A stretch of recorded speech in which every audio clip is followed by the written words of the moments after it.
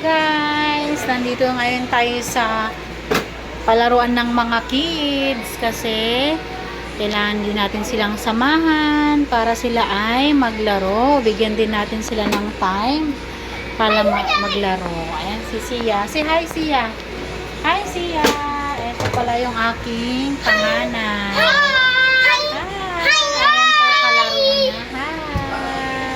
Punta tayo sa kabila kay Sia ay kay Isabel.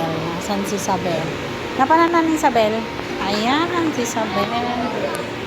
Ayan si Isabel. Say hi, Isabel. Isabel, Isabel. Hi. Ayan naman si Isabel.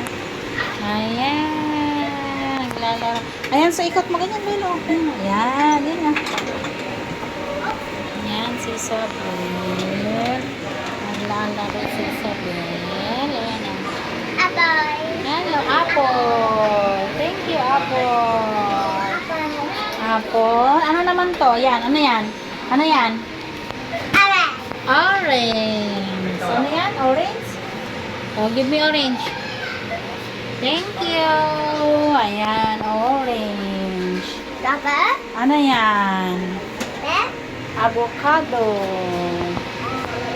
Ayan mo ah. Avocado. Ito, milk. Milk. Gusto ko ng milk. Ayan, milk. Thank you. Avocado. Ayan yung milk ni Isabel. Ayan.